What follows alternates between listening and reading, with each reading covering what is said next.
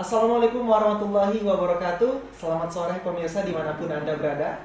Senang sekali saya Akbar Syam hadir tentunya dalam acara kesayangan Anda, apalagi kalau bukan A1, reputasi motivasi terpercaya. Fakta itu banyak, namun kebenaran hanya satu.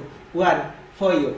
Dan tentunya di sore hari ini kita akan membahas sebuah topik yang luar biasa sekali, adalah topik transportasi. Ya, seperti yang kita ketahui pemirsa, transportasi adalah sebuah tools yang menghubungkan kita dari udara, darat, dan juga laut.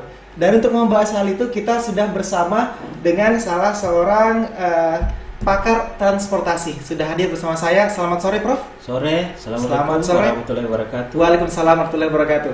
Profesor Insinyur Sakti Aji Adisa Smita, MSI, Master Engineer SC, PhD IPU ASEAN Engineer. Wow, ini S1 ku ketar-ketir ini, Prof. Hobi sekolah. Hobi sekolah, Prof, ya. Apa kabar, Prof? Baik, Baik. kabar baik. Bagaimana kabar, Dek? Alhamdulillah baik juga, Prof. Baik, Prof, ini sebelum kita membahas lebih detail lagi tentang transportasi, Prof, saya mau tanya dulu nih, Prof, tentang satu hal.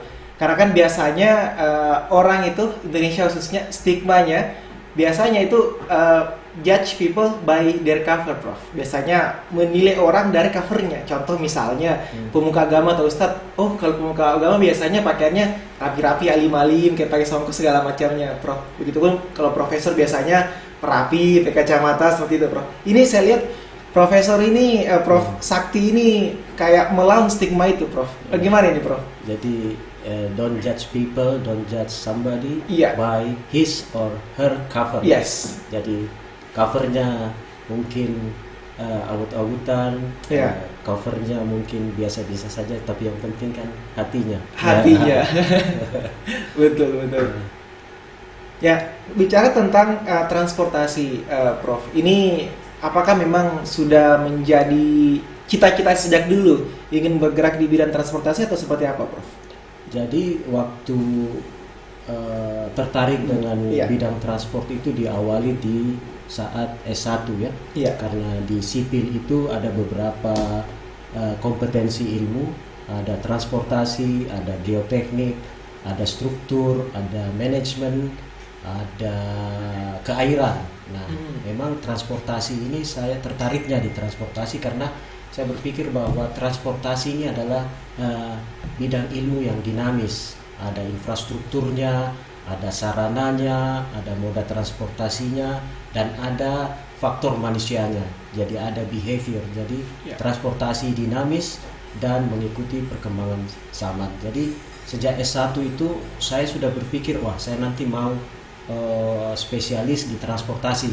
Saya sudah mulai mengumpulkan, memang saat mengumpulkan itu saya sudah mengumpulkan jurnal terkait airport dan aviation. Jadi memang mengarah-arah ke aviation dan airport sudah itu, karena saya berpikir Indonesia ini adalah negara kepulauan, archipelago country, maka untuk menghubungkan pulau satu dengan pulau lain, maka subsektor transportasi udara lah yang bisa menjangkau lebih cepat, aman, nyaman.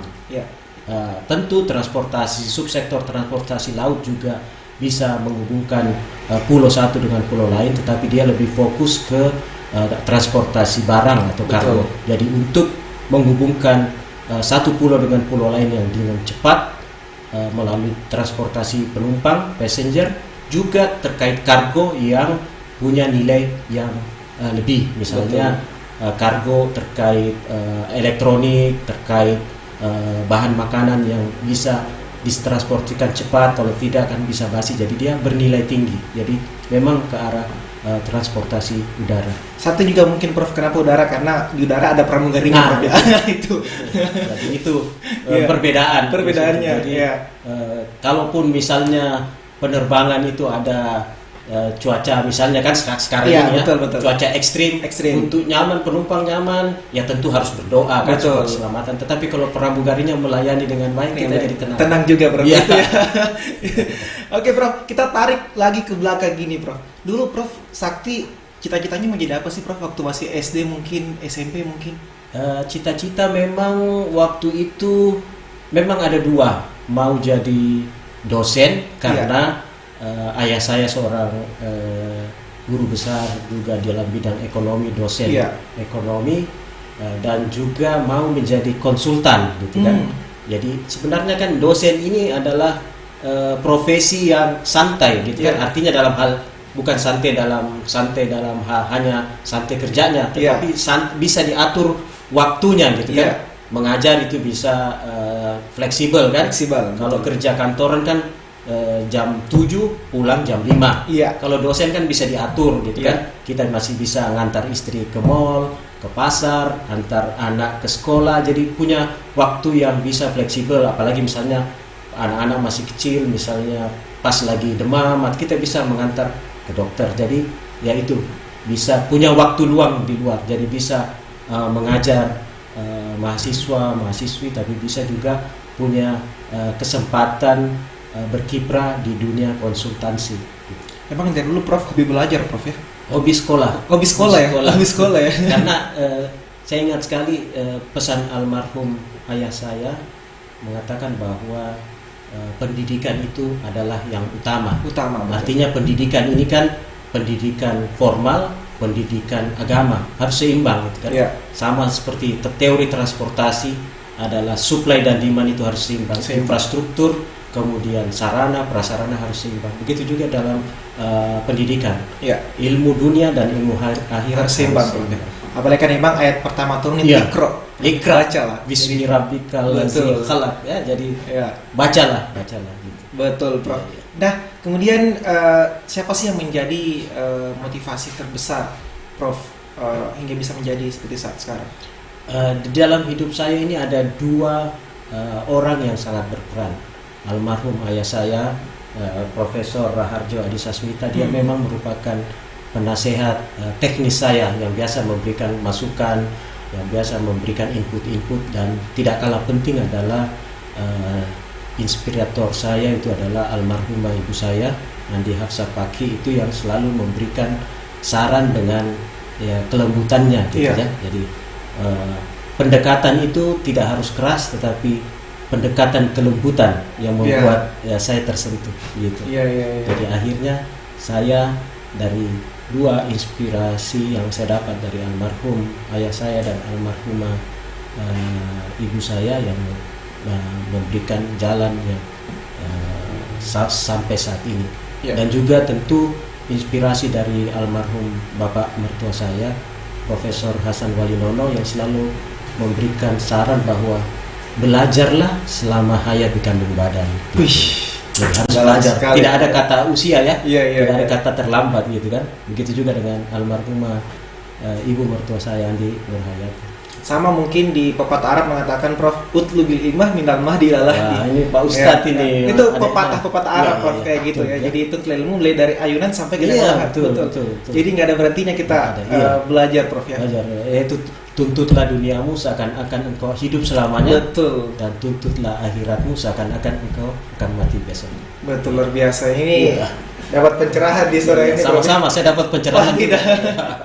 Tapi Prof, kemudian tadi kan Prof bilang Prof ini hobi sekolah ya. Makanya ini pendidikannya sampai profesor. Itu kan profesor pasti butuh harus rajin membaca kan Prof. Harus mungkin setahu saya harus memiliki penelitian atau penemuan gitu Prof ya. Iya, kalau profesor kalau ada jadi profesor itu kan bukan gelar tetapi jabatan fungsional. Jadi jabatan fungsional itu bisa diperoleh dengan mengumpulkan KUM. Nilai itu minimal nilai 850 yang terdiri dari penelitian, ada pengajaran, ada jadi narasumber, kemudian pengabdian masyarakat dan sebagainya. Itu syarat profesor. Jadi sebenarnya untuk menjadi profesor tidak perlu sebenarnya harus jadi kutu buku. Bagaimana kita time management belajar tiap hari tetapi porsi kecil. Makanya betul Prof, karena ketika misalnya seorang profesor kutu buku atau mungkin cenderung lebih menyedih, orang juga segan ke dia minta ilmunya. Tapi ketika kayak misalnya Prof Sakti ini lebih fleksibel, jadi orang-orang itu juga lebih enak minta ilmu ke Prof ya. Harus membagi ilmu karena belajar dari pengalaman hidup itu kita bisa belajar ilmu itu dari segala lapisan masyarakat. Tidak berarti hanya pendidikan tinggi, pendidikan rendah pun kita bisa mendapatkan masukan-masukan. Ya. Pengalaman hidup saya waktu studi di Australia membuktikan kayak itu. Tapi setiap harinya Prof, selain sebagai dosen, kesibukannya apa Prof selain? Saya biasanya ya tentu bisa jadi kadang-kadang narasumber, kemudian terlibat di dalam perencanaan atau pengembangan kajian-kajian transportasi baik darat, laut maupun udara. Iya. Jadi kira-kira plan kedepannya itu Prof, sudah ada plan ke depan lagi? Ya, di plan kedepannya ya tetap berkiprah di bidang pendidikan dan di bidang konsultansi, karena jangan pernah berhenti berkarya ya. Doktor, profesor bukan akhir, tetapi itu malah awal dari sebuah pencapaian. Betul. Apalagi sih Prof yang Prof belum dapat selama hidup Prof? Karena kan ini profesor sudah tingkatan tertinggi nih di akademisi nih Prof. Ya. Apalagi Prof kalau boleh tahu? Masih banyak sih sebenarnya kan. Profesor ini kan harus tetap berkarya ya. Iya. Karena di profesor itu kan harus tetap menulis buku, harus tetap menulis jurnal, harus tetap menjadi narasumber untuk mengasah kita punya karya, mengasah ilmu. Karena saya merasa ya itu tadi susah ingat gampang lupa, jadi makanya harus banyak membaca karena gitu cepat menguap. Iya. Gitu ya. Harus membaca dan banyak menulis Prof ya. Untuk menulis. Iya, dan ya itu masih ada sih keinginan sebenarnya masih mau sekolah S3 lagi, tapi S3 lagi pengen di bidang pendidikan keagamaan gitu. Siapa tahu bisa suatu saat bisa dalam waktu yang tidak lama bisa ikut S3 lagi di UIN kah atau di IAIN atau UIN ya sekarang. UIN. Ya bisa. Karena itu tadi harus menyeimbangkan agama dan dunia dan akhirat. Ya. Tapi kan di sini Prof S1-nya sipil ya? Iya, sipil. Kemudian nanti S2-nya di Australia itu transportasi Prof ya? Transport engineering. Tapi sebelum ke Australia saya S2 di pasca Unhas itu terkait perencanaan pengembangan wilayah atau regional planning and development. Apa kemudian yang men-trigger Prof dari sipil ke transportasi di Australia itu? Jadi setelah S1 kemudian S2 perencanaan pengembangan wilayah, saya itu S3-nya juga sudah di Unhas. Ilmu teknik, tetapi waktu itu ilmu teknik belum akreditasi. Iya. Jadi karena belum akreditasi saya ke Australia. Kebetulan ya saya kan selalu berpikir ke depan. Kalau ke Australia, saya mengikuti ayah saya dulu waktu saya kecil, SD itu ikut sama orang tua dan saudara-saudara ke Brisbane. Waktu itu di University of Queensland. Jadi saya sering ikut bapak saya ke kampus, jadi melihat orang belajar, melihat mahasiswa-mahasiswi di sana. Akhirnya itu yang terbawa dan akhirnya saya pengen ke Australia gitu kan.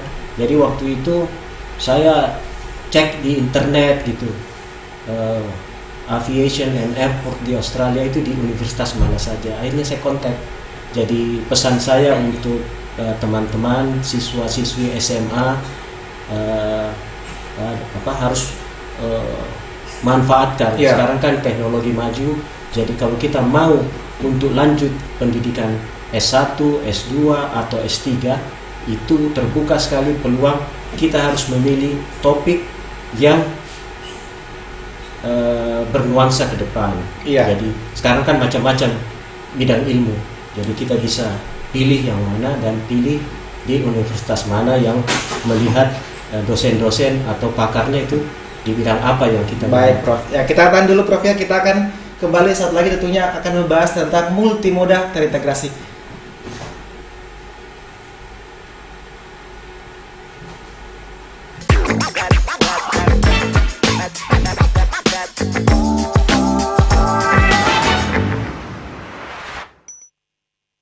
Ya, baik pemirsa, kembali lagi dengan saya Akbar Syam, tentunya masih di A1 One for You. Ya, kita masih bersama dengan Prof Sakti di sini ya, Prof. Ya. Ya, tadi kita sudah membahas tentang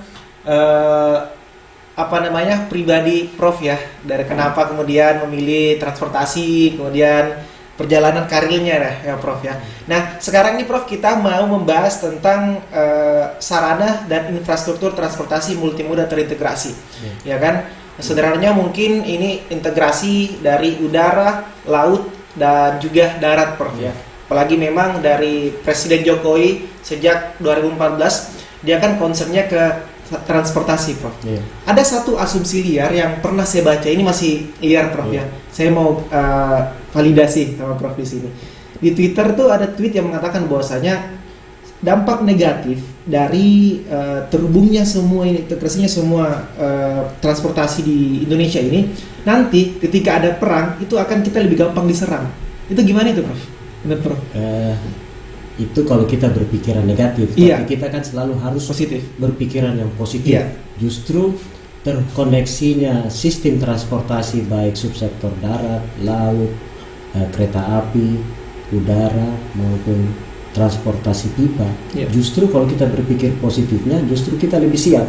Karena pembangunan infrastruktur transportasi itu tidak hanya memperhitungkan aspek teknis saja, tentu memperhitungkan juga aspek lingkungan, aspek operasional, aspek tata ruang, aspek sosial ekonomi, aspek budaya, dan tidak kalah penting juga aspek pertahanan. Betul. Kalau semua terkoneksi dengan baik, tentu kalau ada serangan dari luar kita bisa cepat menangkalnya. Contoh misalnya di laut ya, negara kita negara maritim. Kalau sudah tersambung semua konektivitas laut misalnya antar daerah, antar kota, antar pulau, itu kita bisa cepat mengetahui kalau ada negara asing atau ada kapal asing yang masuk, segera bisa ditangkal gitu kan, bisa segera diusir. Tapi kalau tidak terhubung ya kita tidak bisa mengetahuinya, apalagi dengan sekarang teknologi tinggi ya pasti kita harus punya radar yang baik, jadi bisa kita justru harus cepat mengetahui ancaman dari luar. Jadi, teknologi itu bukan merupakan hal yang negatif, tetapi merupakan hal yang positif. Yang penting digunakan untuk hal yang positif. Jadi jangan menganggap negatif. Tentu semua ada dampak. Ada dampak, tapi ada manfaat. Dan ada dampak negatif, tetapi ada manfaat positif. Mari kita tingkatkan yang positif, meminimalisasi yang negatif. Ya karena tentunya kalau semua terintegrasi, positifnya banyak sekali, Prof. Kayak perekonomian pasti akan semakin maju. Masyarakat di desa akan lebih gampang membawa mungkin produknya ke kota seperti itu. Kemudian Prof, bagaimana Prof Sakti melihat kondisi multimoda transportasi yang ada di Makassar ataupun di Sulsel pada umumnya?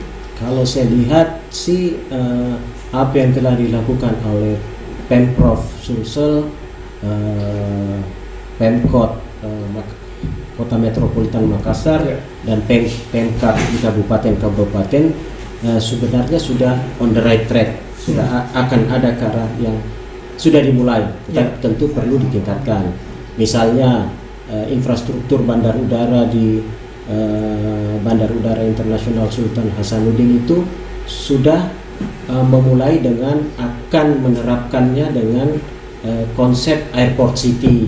Kemudian Pelabuhan Makassar sudah menerapkan konsep Port City, Makassar Newport, itu salah satu. Dan kemudian subsektor transportasi darat sudah memulai dengan pengoperasian BRT, Bus Rapid Transit. Jadi sudah dimulai, hanya perlu tentu ditingkatkan lebih baik lagi. Jadi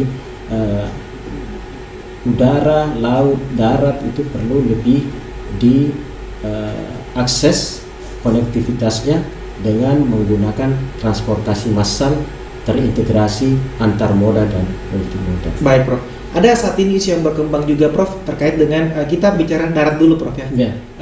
Kereta api yang saat ini masih sampai di Maros. Ada isu yang berkembang, kita baca di sosial media dan di media-media juga beberapa, yang saat ini mau disambungkan ke Makassar, tapi wali kota inginnya dia lewat udara, itu supaya tidak terdampak banjir. Itu gimana Prof? Jadi waktu itu memang saya sempat dihubungi oleh pihak Kereta Api Indonesia dan Direktorat Jenderal Perkeretaapian di Jakarta. Waktu itu pernah ke Jakarta ketemu dengan beberapa teman di sana. Jadi memang ada miskomunikasi mungkin antara wali kota maunya di elevated Iya, ya, elevated. kemudian kementerian itu maunya at grade. Iya. Jadi kan untuk merealisasikan konsep antara Pemkot dan kementerian itu kan memang harus, yaitu tadi harus ada komunikasi dan Betul. koordinasi, duduk bersama, memperlihatkan konsep-konsepnya, bagaimana kajian-kajiannya didiskusikan, kemudian dicari jalan keluar. Karena apa? Pengimplementasian sarana perkereta apian itu kan tidak hanya aspek teknis saja. Aspek teknis memang yang terbaik tentu di elevated ya, karena Iya. Menggunakan space yang kecil, Ya, kecil. kurang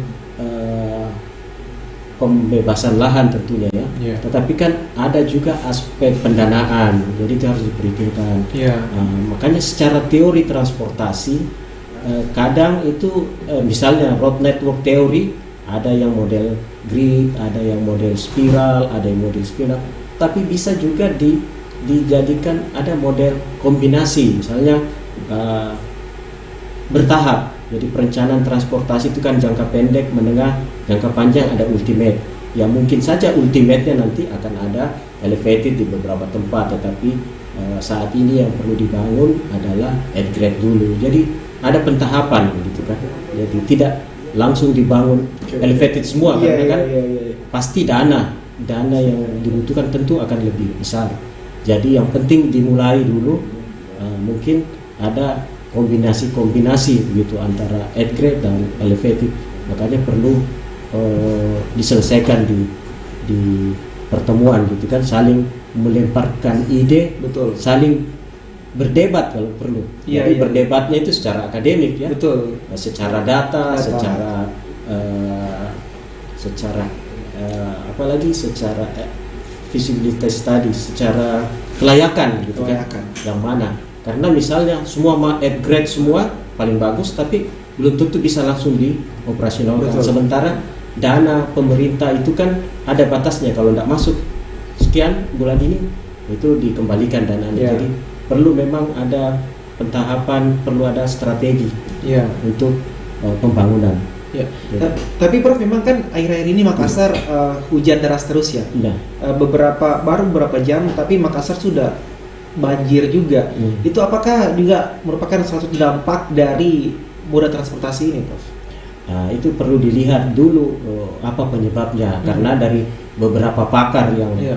kita bisa baca sendiri di Makassar Terkini atau kompas.id, jadi banyak masalah dalam banjir. Misalnya ada pakar yang menyatakan bahwa banjir itu terjadi karena pembangunan perumahan yang tidak terkendali, misalnya kan. Jadi ada masalah tata ruang. Ada juga yang menyampaikan bahwa drainase yang tidak lancar, gitu kan. Betul. Elevasinya yang tidak terhubung antara drainase primer, sekunder, tersier. Ya. Kemudian ada juga yang mengatakan bahwa kurang pemeliharaan ya. Betul. Ada juga yang mengatakan bahwa kesadaran masyarakat Ya. membuang sampah. Jadi itu perlu melihat permasalahannya, penyebabnya, dan untuk aksi implementasinya. Iya. Gitu kan. Ada yang mengatakan juga bahwa drainasenya kecil, perlu diperbesar gitu kan. Jadi ada yang mengatakan kurang ruang terbuka hijau. Ada yang mengatakan perlu ada kantong-kantong untuk pon untuk menampung air. Jadi begitu, harus menanggulanginya itu harus secara terintegrasi, melibatkan ya pakar-pakar di Iya. bidangnya. Baik Prof, kembali ke transportasi, Prof. Bagaimana Prof Sakti melihat potensi dari Kota Makassar khususnya menerapkan yang multimoda transport system ini, Prof? Ya tentu saya berharap untuk penyelenggaraan sistem transportasi antar moda dan multimoda bisa dimulai sejak sekarang ya. Kita mau tidak mau, suka tidak suka, perlu ada penerapan transportasi antar moda dan multimoda. Mengapa?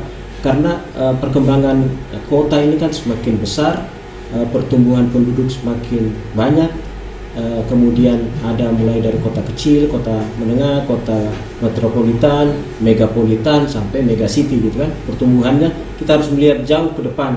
Nah, kalau semua penduduk itu punya kendaraan satu saja setiap keluarga, itu bisa bagaimana nanti anunya. Kemudian satu keluarga punya kendaraan beberapa, bisa bagaimana, bisa dibayangkan nanti kemacetannya untuk jangka menengah. Kalau kita tidak mulai dari sekarang, maka bisa nanti kemungkinan bisa misalnya kotanya macet seperti di Jakarta atau di kota-kota besar lainnya di dunia. Jadi kita memang harus mempersiapkan sejak sekarang bagaimana mengajak penduduk, mengajak masyarakat untuk mau berpindah ke transportasi massal. Maka saya sarankan ya implementasinya ya di jalur-jalur yang pendek saja. Misalnya di Sudirman Loop Kota Makassar itu perlu dimulai dulu sebagai pilot project. Kebetulan kami sebagai tenaga ahli WRI dengan negara donor kerajaan Inggris itu sudah memulai kajian di Sudirman Loop, dan pihak WRI Embassy of Inggris itu sudah bertemu dengan Pak Wali untuk memulai kajian dan implementasi di yang kecil dulu. Tapi yang mungkin yang saya lihat dan juga mungkin teman-teman lihat pemirsa di luar sana, sekarang kan sudah ada BRT itu ya, Minat Sahata Prof ya. Kalau di Jakarta kan ada jalur khususnya tuh. Di sini kan masih ngikut dengan jalur umum seperti biasa. Jadi masyarakat mungkin cenderung enggan menggunakan itu karena ya sama macet kayak gitu. Itu gimana itu Prof? Jadi memang diakui BRT di Jakarta itu yang busway. Jadi busway itu ada jalur khusus, itu efektif ya. Betul. Karena dia punya jalur khusus dan efektif saya lihat karena saya sering menggunakan BRT busway itu jalur Blok M sampai kota itu sangat efektif karena punya jalur busway. Dia punya frekuensi atau jadwal itu lebih teratur, dan antara Blok M sampai kota itu tidak banyak ada persimpangan, jadi bisa lebih efektif. Nah, bagaimana di Makassar? Di Makassar jalan tidak selebar di Jakarta. Betul. Jadi penerapan BRT dengan jalur busway itu tidak mungkin. Yang bisa adalah bus lane. Bus lane itu adalah mix. Jadi bus bisa campur dengan kendaraan lain, misalnya motor, mobil. Jadi penerapannya adalah bus lane, bukan busway, karena lebar jalan yang tidak memungkinkan. Nah, mungkin bisa dicoba adalah ukuran bus yang tidak besar, yang kecil, dan mulai mengajak masyarakat untuk memberikan prioritas kepada jalur busnya ini. Jadi pada saat busnya lewat, masyarakat yang pengguna mungkin minggir gitu kan. Tapi kan kadang-kadang, nah itu tadi yang dinamis tadi, travel behaviornya ini kan kadang kita kalau di sini nggak mau minggir, betul. Itu harus ada sosialisasi dan harus dimulai oleh pemimpin. Jadi pemimpin itu yang harus memberikan contoh. Seperti tadi saya dari bandara mau ke sini, saya janji sama produsernya 11:30 saya sudah jalan paling lambat jam 12, tapi karena itu tadi asa transportasi belum efektif gitu kan. Jadi sampainya 1,5 jam sampai teman-teman sudah pada menunggu. Jadi tapi kita jangan putus asa, harus memulai dan mungkin melalui jalur pendek, dan tidak hanya pengoperasian bus tetapi banyak lagi, misalnya harus kebiasaan berjalan kaki ditingkatkan, harus landscaping kota dibuat lebih teduh supaya kita jalan ke halte itu tidak membuat keringat itu kan. Bisa. Baik Prof, kita tahan dulu Prof ya. Nah, setelah ini kita akan kembali lagi tentunya akan membahas ini pengalaman Prof Sakti dalam menangani proyek-proyek dan kajian transportasi di udara Prof ya. Kita akan kembali sesaat lagi.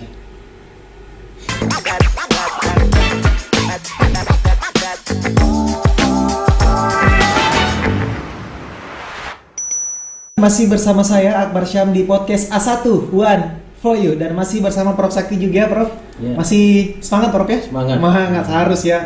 Untuk kemudian masyarakat lebih peka lagi menggunakan transportasi umum khususnya di Makassar ya. Baik Prof, ini kita bicara tentang pengalaman Prof Sakti dalam menangani proyek khususnya di transportasi udara ataupun bandara, Prof. Ya. Ini kalau boleh diceritakan sedikit, Prof, dari sekian banyak bandara yang Prof Sakti mungkin tangani, di mana pengalaman paling menarik, Prof? Jadi memang beberapa kajian terkait airport, Iya. kemudian terkait transport pada umumnya banyak yang menarik gitu ya. Iya. Salah satu yang menarik waktu itu, kami jadi ketua tim. Waktu itu AJAT project itu ASEAN Japan Airport Study Project terkait Eco Airport. Jadi bagaimana kita merencanakan dan mengimplementasikan konsep Eco Airport. Eco Airport itu sama dengan Green Airport lah ya. Banyak komponen-komponen yang harus diperhatikan, dan yang menariknya adalah tidak hanya bandar udara di Indonesia, tetapi bandar udara di ASEAN dan Jepang. Jadi kami melakukan korespondensi dengan pihak-pihak bandar udara di ASEAN dan di Jepang, gitu kan. Jadi banyak menarik. Airport ini menariknya karena berkumpulnya pakar-pakar yang tidak hanya di subsektor transportasi udara saja, karena kajian-kajian mengenai bandar udara banyak melihat aspek lingkungan, Betul. aspek tata ruang, aspek kesehatan masyarakat, aspek sosial budaya, aspek ekonomi. Jadi kita bertemu dengan pakar-pakar di bidang ekonomi, sosial budaya, kesehatan masyarakat, lingkungan dan sebagainya. Kita bisa belajar tidak hanya secara teknis dengan teman-teman dari bidang ilmu lain, tetapi kita bisa menggali juga, oh ternyata kita tidak boleh bangga saja dengan keilmuan kita, bahwa keilmuan di luar itu kita harus ini kan, kita harus bekerja sama. Tidak ada yang bisa berdiri sendiri, harus bekerja sama gitu. Itu yang paling menarik untuk itu. Dan waktu itu beberapa tahun lalu kami menjadi national expert untuk transport project di Bappenas, waktu itu tas Bappenas. Jadi menangani feasibility study, master plan maupun detail engineering design infrastruktur transport. Ada yang transport airport, ada yang pelabuhan, ada yang terminal, ada yang rest area, macam-macam yang menggunakan pendanaan secara PPP, atau sekarang PPP itu kan Public Private Partnership, yang sekarang dikenal dengan KPBU, kerjasama pemerintah badan usaha. Ini menarik karena dana pemerintah tidak bisa mencukupi untuk membangun infrastruktur transportasi, tetapi bagaimana mengundang investor untuk mau menanamkan dananya di sektor infrastruktur transportasi. Ya, kalau boleh tahu sudah ada berapa sih, Prof, bandara yang Prof Sakti tangani? Belum banyak sih sebenarnya, belajar. Tapi yang terakhir ini kami ke Bintuni, mereka mau membangun rencana bandar udara di sana, bagaimana visibility study, dan lagi menunggu saat ini ada Nihi Resort itu di Sumba itu mau membangun private airport, dan beberapa bandar udara pernah juga di ketua tim multi airport di Indonesia, yaitu melihat bagaimana pengaturan tatanan bandar udara di Indonesia untuk kota-kota metropolitan. Ada di Bandung Raya diwakili oleh Bandara Kertajati, kemudian di Medan diwakili oleh Bandara Polonia, kemudian di Jawa Timur diwakili oleh bandara di Surabaya, Juanda, dan beberapa bandar udara lainnya. Kemudian beberapa bandara di Indonesia Timur, termasuk di Sulawesi Selatan sebagai evaluator untuk pembangunan kembali bandar udara Buntu Kunit di Toraja. Kemudian konektivitas bandar udara di Sulawesi Selatan, Bandara Bone, Bandara Selayar juga. Selayar. Kemudian di Bandara Bua, kemudian pernah menjadi ketua tim juga rencana bisnis plan untuk bandar udara Sorowako yang akan diserahkan ke Pemprov. Iya.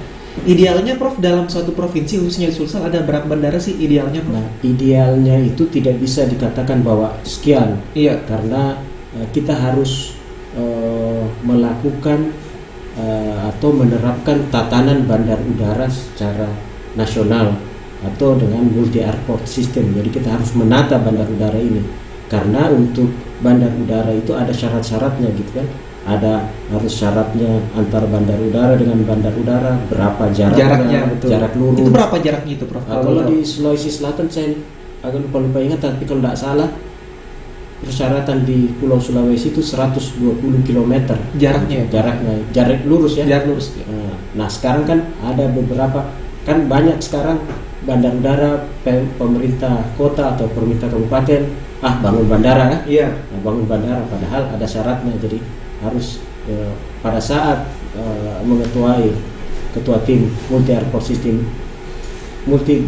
system di Indonesia, itulah yang mau diatur, ditata, tidak boleh menyalahi tatanannya. Bisa saja bandar udara itu dibangun baru, bisa saja ditutup, atau bisa saja diturunkan levelnya, karena bandar udara itu ada yang primer, ada yang sekunder, ada yang tersier. Karena coba lihat saja sekarang bandar udara Soekarno-Hatta, semua orang mau ke arah sana kan? Iya, betul. Direct. Akhirnya ini kan melampaui kapasitas ya. Kalau tidak salah 1 jamnya itu bandar udara Soekarno-Hatta melayani 70 lebih penerbangan. Jadi berarti 1 menit itu kan. Iya. Jadi inilah yang harus diatur. Jadi ada bandar udara primer, ada sekunder, dan tersier gitu. Iya. Jadi tidak semua harus langsung ke Jakarta, harus ada yang transit dulu di bandar ini. Iya. Jadi diatur kapasitasnya. Kalau tidak nanti terjadi kemacetan di udara. Iya.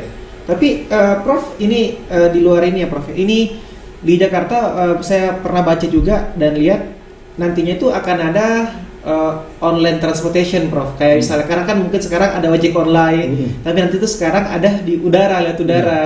Kayak itu gimana? Jadi itu bandaranya itu di atas gedung tinggi, Prof. Kayak pengantar satu tempat ke tempat lain. Itu udah ada dalam kajiannya, Prof, atau kayak gimana? Itu sudah sementara dilakukan. Jadi kan penerbangan ini kan ya ada frekuensinya. Kalau dengan moda transportasi udara, pesawat yang kapasitasnya besar, tentu dia frekuensinya tidak sama frekuensinya. Jadi ada frekuensi, jadi ketinggian itu perlu diatur, karena kalau tidak diatur bisa terjadi kecelakaan. Dan sekarang ada namanya program seaplane, jadi memanfaatkan pesawat-pesawat untuk tujuan wisata gitu kan. Jadi bagaimana bandar udara itu untuk jalur wisata gitu. Jadi ke depan itu ini sudah dilakukan penelitian apakah terjadi atau tidak, kita menunggu bagaimana. Jadi ke depan itu ada rencana bagaimana membuat circular runway, jadi bandar udara yang berbentuk circle. Di mana pada saat take off dan landing itu bisa lebih banyak pesawat yang naik turun. Jadi udah naik turun lagi. Jadi dia circle, sekarang kan lurus kan, flat. Ini nanti bisa jadi akan ada circular runway. Bahkan sudah dimulai penelitian bagaimana vertical airport. Jadi pesawat itu yang naik turun kayak helikopter gitu kan, terbang vertikal, turun vertikal. Di mana jadi sekarang kan bandar udara itu membutuhkan lahan yang besar. Kan? Di mana pembangunan bandar udara di Indonesia ini terkadang bermasalah di pembebasan lahan. Maka bandar udara itu memang paling efisien itu di tengah laut malah. Coba kalau kita pergi ke bandar udara di Osaka gitu kan, dia di tengah laut ya. Karena tidak ada hambatan pembebasan lahan, tidak ada hambatan obstacle, atau dia di pinggir pantai. Setengah lahan itu tidak perlu dibebaskan. Nah sekarang kan bandar udara pada saat mau dikembangkan biasa terkendala dengan pembebasan lahan. Bandara dibangun, perumahan mendekat, perdagangan mendekat. Betul. Ini mendekat. Gitu. Harusnya kalau yang vertikal itu, Prof, lebih sedikit makan lahan ya? Iya, lebih sedikit makan lahan. Tapi kita tunggu saja karena teknologi ini kan berkembang.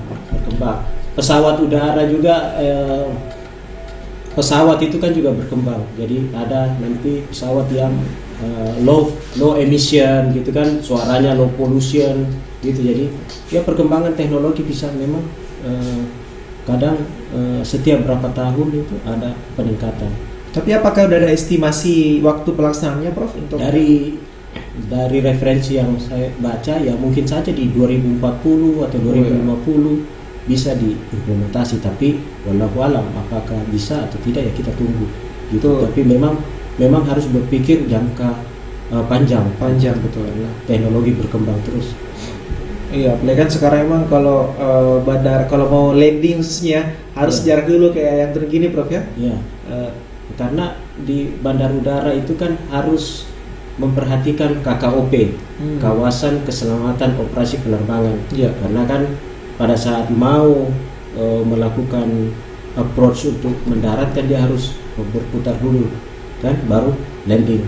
Iya. Jadi apalagi kalau misalnya cuaca ekstrim, di sekitar bandar udara itu ada bukit atau ada gunung atau ada tiang atau ada semacam mercusuar atau apalah itu memang harus bebas pada saat pendaratan gitu kan.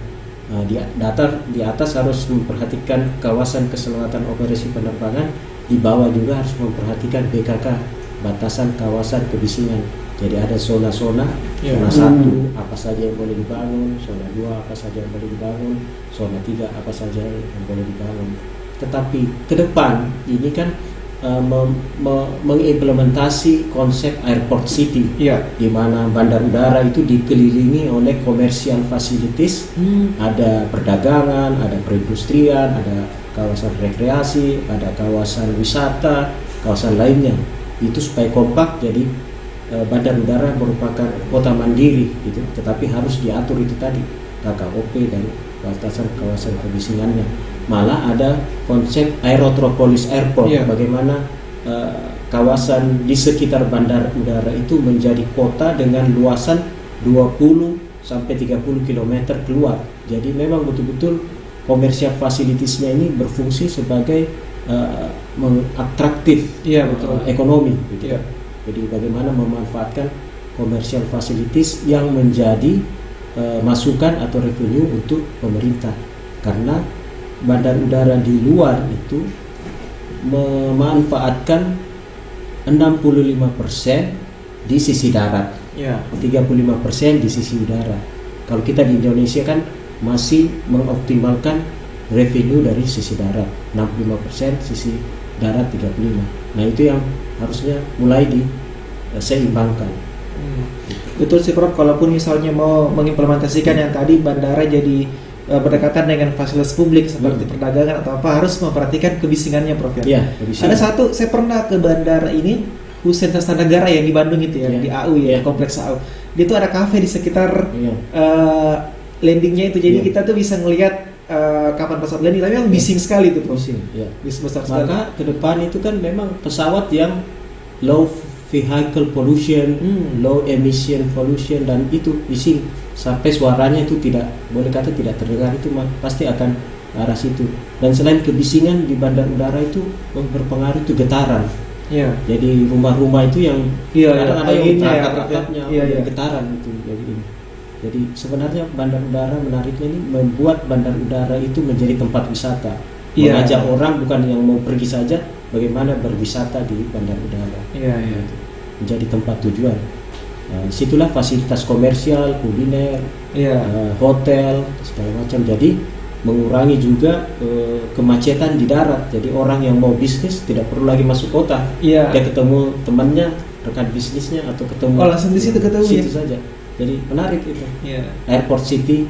Kemudian begitu juga dengan pelabuhan. Konsepnya port city, menjadikan kota pelabuhan. Jadi bagus sekali untuk penerapan waterfront city juga bisa. Waterfront city.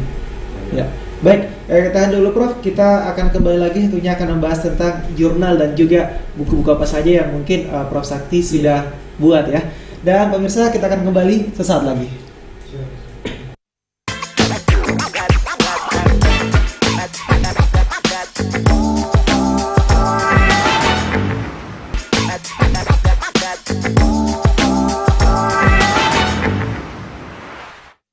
kembali lagi bersama kita di sini di podcast A1 One for You bersama saya Akbar Syam dan juga masih bersama dengan Prof Sakti.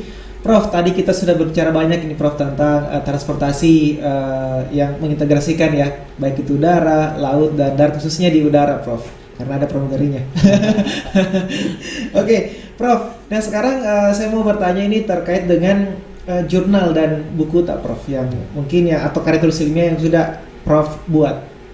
Ya, jadi saya memulai menulis buku, menulis jurnal itu di tahun 2011 kalau tidak salah, atau sebelumnya saya lupa ingat. Jadi saya ini kan selain jadi dosen waktu itu aktif di dunia konsultansi di Bappenas. Waktu itu saya menganggap bahwa profesor itu kan tidak perlu buru-buru gitu kan. Tetapi saya ingat betul kalau saya flashback lagi ke saat itu, almarhumah ibu saya yang meminta saya, dia bilang, "Nak, saya pengen lihat Nak Sakti, Nak Aji itu menjadi profesor sebelum saya pergi." Jadi itulah yang membuat saya termotivasi Prof ya. Motivasi bahwa akhirnya saya konsentrasi untuk segera untuk mencapai gelar profesor. Karena gelar profesor itu untuk mencapai nilai yang cukup besar itu di penulisan buku. Buku itu bisa mendapatkan nilai 40. Terus kemudian jurnal itu bisa mendapatkan 40 dan konferensi internasional. Jadi itu yang saya mau capai. Jadi akhirnya itu saya mulai menulis, kemudian membuat membuat jurnal, presentasi di luar. Jadi jurnal itu kan kalau untuk waktu itu profesor harus jurnal Scopus, jadi harus jurnal yang berakreditasi Scopus. Jadi saya siapkan, kemudian mulai menulis buku terkait transport, terkait airport, dan mengikuti hampir setiap tahun konferensi dunia terkait transportasi udara. Pernah waktu itu di Abu Dhabi, di Taiwan, kemudian di Italia, di Australia dan lainnya. Itu motivasi saya. Kemudian menulis buku, saya pikir wah kalau menjadi akademisi, menjadi profesor jangan jago kandang. Jadi maksud saya menulis buku akhirnya bisa terbit di Gramedia. Gramedia, jadi semua buku transport dan airport saya itu terpublish di Gramedia. Kemudian boleh judulnya Prof satu mungkin teman-teman boleh juga saya berikan. Terus ada dalam buku digital, kemudian ada juga yang dicetak dalam huruf braille. Nah, artinya dapat revenue atau dapat royalti, tapi tidak besar. Tapi yang paling penting adalah bisa terpublish secara nasional karena banyak yang menghubungi itu karena mencari di internet atau di mbah Google, dia cek, muncul transport airport itu ini karena buku, karena jurnal itu. Kemudian dari organisasi Prof, sebelumnya pernah bergabung di organisasi mana Prof? Saya di PII, Persatuan Insinyur Indonesia atau MTI, Masyarakat Transportasi Indonesia, kemudian di MASKA, Masyarakat Perkeretaapian Indonesia, dan di ATRS, Air Transport Research Society. Dalam waktu dekat ini Prof mungkin akan ada lagi konferensi internasional atau tingkat dunia mungkin? Rencana mudah-mudahan paper bisa di-accepted, ada konferensi dunia transportasi udara di Kobe, Jepang, di bulan Juli, mudah-mudahan bisa berangkat. Sudah ada berapa sih Prof konferensi internasional yang Prof Sakti pernah ikuti? Harus sedikit, belajar juga. Luar biasa ya, itu mendunia Prof Sakti ya. Kalau nasional mungkin udah nggak bisa dihitung Prof ya? Enggak juga, baru beberapa. Tapi harusnya emang kalau profesor harus sering gitu Prof ya? Ketika misalnya jurnalnya di-accept harus konferensi. Karena penting, karena tentu kan profesor itu atau doktor itu kan pasti akan ada kerjasama kolaborasi dengan dengan akademisi baik nasional internasional. Jadi memang penting tetap mengasah kemampuan berbahasa itu, karena kalau kemampuan bahasa tidak biasa bisa menguap. Apalagi anak-anak sekarang jago semua bahasa-bahasa asingnya, Prof. Bahasa asing, iya. Alhamdulillah anak-anak saya itu tetap dijaga bahasa Inggrisnya, karena waktu studi ke Australia kan ikut 3. Jadi mereka bahasa Inggris masih terjaga ya. Iya, karena itu. Iya, karena itu penting juga ya, Prof. Karena malah sekarang teman-teman atau adik-adik semua tidak hanya bahasa Inggris saja, harus minimal beberapa bahasa. Iya. Bahasa Inggris, bahasa Jepang atau bahasa Cina, dan tentu bahasa Arab. Bahasa Arab itu yang utama, Prof. Utama ya. Nanti di akhir kita tanya itu bahasa Arab, bukan bahasa Inggris. Tidak bahasa Inggris, jadi harus dunia akhirat itu harus. Betul. Nanti tanya manrok bukan what is your God? Karena hidup ini kan singkat. Iya. Baru-baru terasa masih 20, sweet 17, tiba-tiba 20. Tiba-tiba 40, 50. Tiba-tiba sweet 50. Iya. Begitu, jadi harus persiapan. Iya, betul, Prof. Karena memang sekarang juga ini yang saya lihat ya di sekitar saya, Prof. Bahasa Inggris bukan lagi sebuah hal yang istimewa, karena hampir semua orang bisa. Apalagi anak-anak zaman sekarang dengan adanya Google itu lebih gampang belajar bahasa Inggris. Jadi emang harus ada kayak bahasa Jerman mungkin, Prancis, dan segala macamnya. Mungkin Prof boleh mungkin disampaikan kepada rekan pemirsa di sini terkait bagaimana kemudian kita harus atau mungkin lebih baiknya menggunakan transportasi umum ya untuk lebih efektifnya lagi transportasi yang ada di Makassar ataupun di Sulawesi Selatan, Prof. Ya, jadi sesuai tema kita kali ini adalah asa transportasi efektif. Betul. Maka marilah kita teman-teman semua, adik-adik semua, pelajar, siswa-siswi, mahasiswa-mahasiswi, ayo kita bertransportasi massal dan tentu bertransportasi sehat, berjalan kaki, bersepeda, dan harus dimulai. Kalau tidak bisa setiap hari, paling tidak sekali seminggu. Sekali seminggu saja dulu, yang kecil-kecil saja dulu untuk untuk bertransportasi, dan menghimbau Pemprov, Pemkab, Pemkot untuk mengimplementasi transportasi massal secara efektif, efisien, kemudian menyiapkan jalur feedernya dengan baik, dimulai dengan pilot project yang kemudian berkembang lebih jauh lagi, karena kendaraan semakin hari semakin bertambah, polusi semakin bertambah, maka transportasi massal adalah jalan keluarnya. Dimulai yang kecil-kecil saja dulu, rute yang pendek, dan bisa berkembang lebih jauh, dan tentunya diharapkan tidak hanya aspek transportasi tetapi tata ruangnya juga, landscaping kota, jalur pedestrian diperbaiki, kemudian halte, sehingga bisa tumbuh bersama, dan travel behavior atau perilaku bisa mulai dirubah sedikit demi sedikit, tahap demi tahap, dan harus diberikan contoh oleh pemimpin atau pejabat yang berikan contoh, karena contoh kan bisa menarik orang, masyarakat untuk ikut. Betul. Tidak perlu dengan kata-kata, tapi yang perlu adalah perilaku.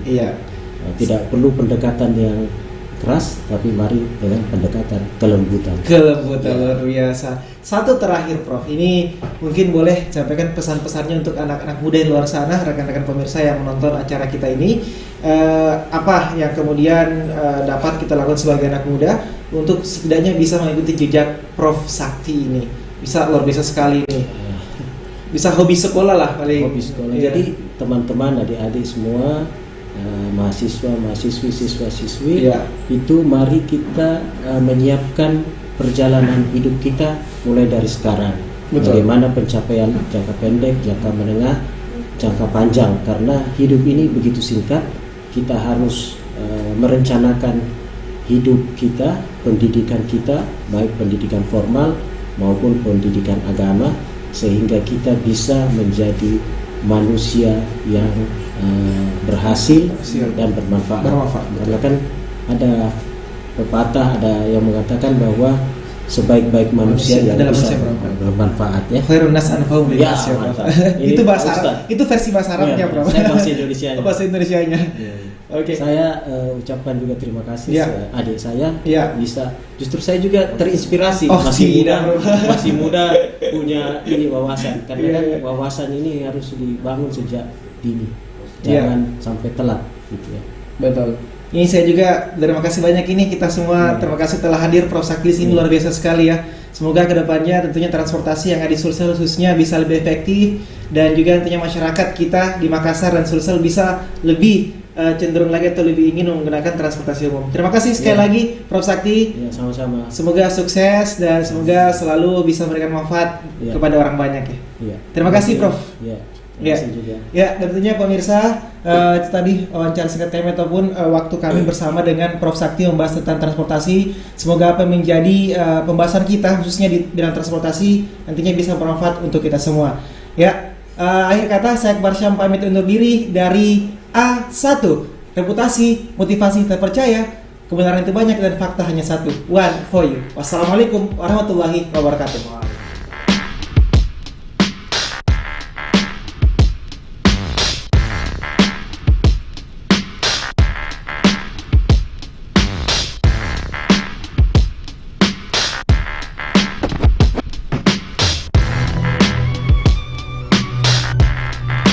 Now you got the now you got the